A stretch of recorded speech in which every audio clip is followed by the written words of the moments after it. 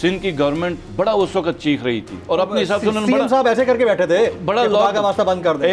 अल्लाह ने बड़ी मदद की उसमें। देखें, और लेकिन उसमें एक चीज, पाकिस्तान बेस्ट परफॉर्म टॉप 3 पे रहा है। जी जी जी, सारे इंडिकेटर्स बताते हैं। आज इन्होंने ट्रेड सारा बंद कर दिया। जी जी, इन्होंने कहा ट्रेड सारा बिल्कुल वही पॉलिसी, खौफजदा पॉलिसी, खौफ की, डर की, क्राइसिस की।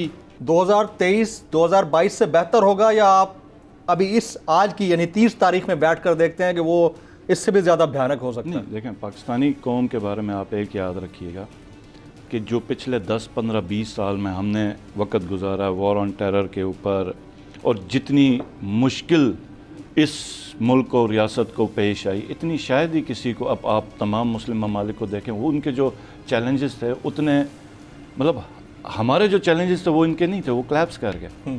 और वो एक ज़बान बोलने वाले, एक कल्चर के, एक कौम कबीले के लोग। पाकिस्तान को आप देखें तो पाकिस्तान एक डिफरेंट एक स्टोरी है पूरी, लेकिन स्टिल पाकिस्तान ने उन सब के कंबाइंड चैलेंजेस से बड़े चैलेंज को ओवरकम किया। तो जब एक मुश्किल आती है तो उसके बाद एक सुनहरा दिन भी आता है, और मैं समझता हूँ, मुझे पूरा भरोसा है इस कौम के ऊपर कि इंशाअल्लाह ताला ये जो मुश्किल टाइम है उससे डेफिनेटली बहुत बेहतर टाइम आ रहा है। पाकिस्तान बना ही अजमतों के लिए, वो उस पर कोई शक नहीं है, और इंशाअल्लाह ताला। लेकिन ये है कि हमारे जो तौर तरीके हैं, हमने अपने जो आदात हमने शायद मनहजुल कौम अपनाई थी, वो उस लाइन पे नहीं थी। शायद ये एक झटका हो उस चीज़ को हमें जगाने के लिए हम, क्योंकि अब जो आगे आ रहा है ना, देखें 2022 का साल और 2019-20 का साल, इसमें एक चेंज, मैं फ़र्क आपको बताता हूँ। जी प्लीज़। जब खान साहब थे तो उसमें कोविड आया, ठीक हो, जब खान खतरनाक कोविड आया।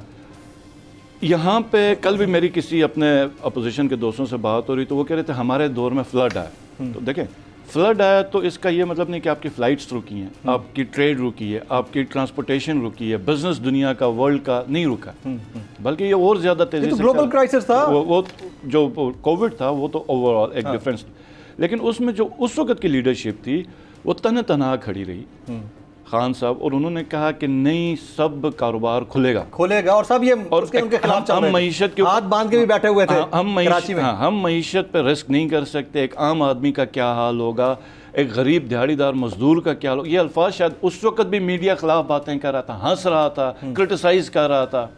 मुझे याद है सिंध की गवर्नमेंट बड़ा उस वक्त चीख रही थी, और अपने हिसाब से उन्होंने सीएम साहब ऐसे करके बैठे थे बड़ा लॉ का वास्ता बंद कर दे, एक बड़ा लॉकडाउन। और बाद में जब हम एक दफ़ा मीटिंग में पीएम हाउस में बैठे थे हम सारे, तो वो एक फिगर्स आ रही थी, तो सिंध कोविड में सबसे ऊपर था। तो मैं हंस रहा था कि लॉकडाउन भी उन्होंने किया, हर किस्म की एसओपी, फिर भी बाकी सारे सूबे बेहतर रहे। अल्लाह ने बड़ी मदद की देखें, और लेकिन उसमें एक चीज, पाकिस्तान बेस्ट परफॉर्म टॉप 3 पे रहा है। जी जी जी, तो सारे इंडिकेटर्स बताते हैं। आज जब पीटीआई की गवर्नमेंट नहीं रही, पीडीएम आ गई, तो 17-18 बिलियन डॉलर्स अकाउंट में पड़े हुए थे। जी, हम जिस वक्त आए तो हमारे पास तो इतना नहीं, हमारे पास 7 बिलियन डॉलर कुछ भी नहीं था। मतलब इस पोजीशन में जो ये बैठे हुए थे, हम उस वक्त उस पोजीशन पे थे। कभी आपने वो बेचैनी या वो देखा, लीडरशिप होती ना, वो कभी भी बेचैनी क्रिएट नहीं करती।